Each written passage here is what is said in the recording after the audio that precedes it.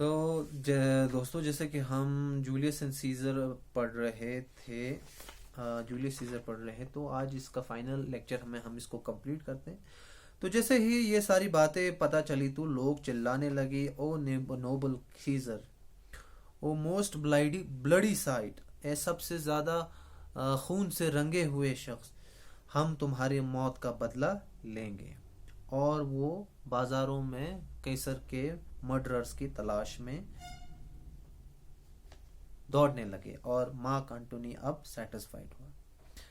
उसका पहला प्लान काम कर गया। अब ब्रूटस और सीजर जो थे वो ग्रीस भाग गए थे। 1 साल के बाद उन्होंने सार्दिस नदी के सामने एक कैंप लगा दिया था, अपना जंगी खैमा।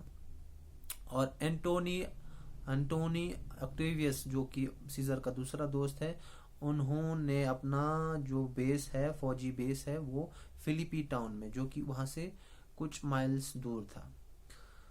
उस साल ब्रूटस एक बहुत ही अनहैप्पी और बिटर आदमी बन गया था। उसके सारे साथी मर गए थे और जिन आइडियल्स पे उन्होंने ये फाइट शुरू की थी वो आपस में ही लड़ने लगे। सार्डिस में उसे यह खबर मिली कि उसकी बीवी की मौत हो गई और वो ज्यादा ही गमजदा और ज्यादा ही बिटर इंसान बन गया। ब्रूटस फिलिपी जाना चाहता था और मार्क एंटोनी पे हमला करना चाहता था, बट कासियस उसके अगेंस्ट था। उसने कहा कि हम उनका यहीं पे इंतजार करते हैं, मगर ब्रूटस ने कासियस से कहा कि हमें फिलिपी की तरफ मार्च करना चाहिए। ऑक्टेवियस और मार्क एंटोनी के पास ये एडवांटेज था कि उनके पास एक अच्छी सी एक डिफेंस पोजीशन थी और उनकी आर्मी बिल्कुल तरोताजा थी और बहुत आराम किया हुआ था। जैसे ही वो जंग के लिए तैयार हो रहे थे, वाइल प्रिपेयरिंग फॉर बैटल, कासियस ने ब्रूटस से कहा कि अगर हम हार गए, क्या तुम एक कैदी के तरह रोम की गलियों में दर बदर घूमना पसंद करोगे? ब्रूटस ने कहा कि मैं अपनी जान ले लूंगा ऐसा कुछ होने से पहले। और ये कहते हुए ये दोनों एक दूसरे से जुदा हो गए और ये जंग के मैदान की तरफ बढ़े। दिन के बीच तक, मिड डे तक, ऐसा लगा कि मार्क एंटोनी जंग जीत रहा है। एक कासिद आया कासियस के खैमे के करीब और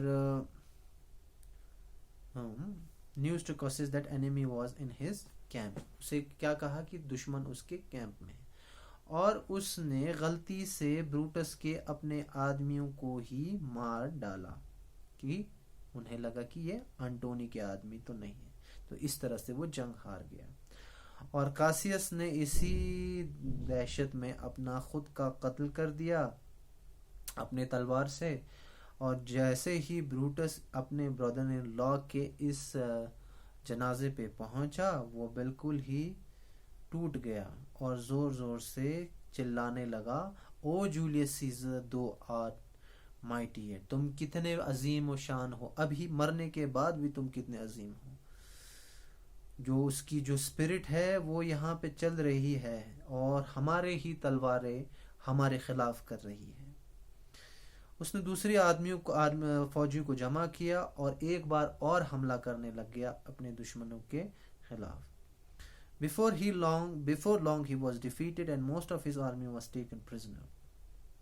कुछ ही देर के बाद उसकी फौज को डिफीट हुआ और उसकी आर्मी को प्रिजनर के तौर पे लिया गया।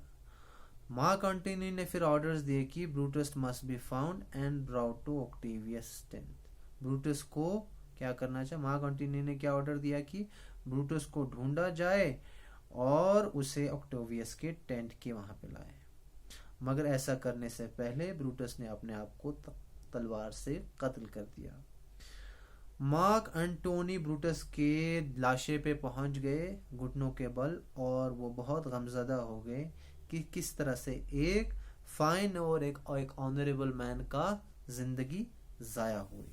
तो वो कहने लगा सभी से, ये रोमियो में से सबसे ज्यादा शरीफुन नफ्स इंसान था।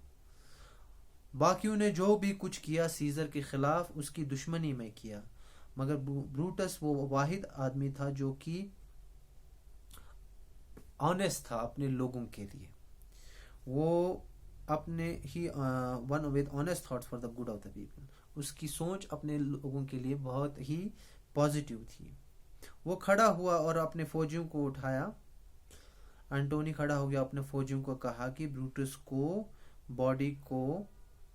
Body into camp for honourable burial, उसको कैंप में लाए और इज्जत के साथ उसको दफनाया जाए या जलाया जाए।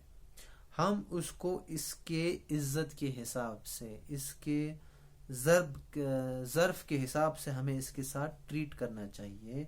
और कहा कि एंड से टू ऑल द वर्ल्ड, और पूरी दुनिया से ये कहो कि दिस वॉज अ मैन, ये एक आदमी था जो कि बहुत बहादुर था और ये बहुत ही इज्जतदार इंसान था। अब यहाँ पे कुछ सवालात हैं कि Why did a certain party of Romans wish to kill Julius Caesar? क्यों वो एक जूलियस सीजर को मारना चाहते थे? सबसे पहली बात तो वो उससे एनवी करते थे और ये लोग समझते थे कि जो जूलियस सीजर है वो अपने आप को बहुत सेल्फ इम्पोर्टेंस दे रहा है और इसके एम्बिशंस काफी बढ़ रहे हैं और इसके एम्बिशंस कहीं न कहीं रोम के खिलाफ तो नहीं जा सकते थे। But more than that, it was all because of envy and jealousy. California ने सीजर से क्यों कहा कि कैपिटल ना जाए?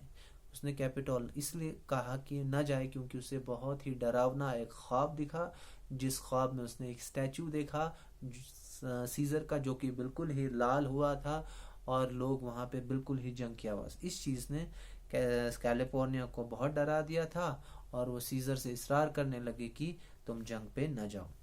क्या वो वजह थी कि एंटोनी ने दी कि वो एम्बिशियस नहीं? उसने कहा कि सबसे पहले तो वो गरीबों के लिए बहुत ही रहम दिल था और मोहब्बत थी उसके लोगों के बीच में, और उसने ऑलरेडी बादशाहत को 3 बार ठुकरा दिया, जिससे पता चलता है कि वो एम्बिशियस नहीं था।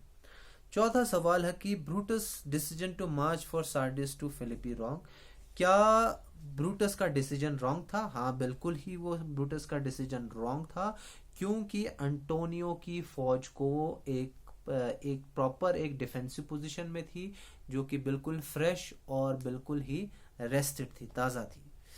और लास्ट सवाल था है कि why was Brutus called the noblest Roman of them all? क्यों उसको नोबलेस्ट रोमन कहा गया? क्योंकि वो हमेशा अपने लोगों के लिए ऑनेस्ट थॉट्स रखता था। उसने अपने लिए ये नहीं किया था, जो कुछ भी किया था उसने लोगों के लिए सोच के किया था। इसीलिए एंटोनी ने उसको कहा कि he is the noblest Roman of all. तो यहीं पे हम लेक्चर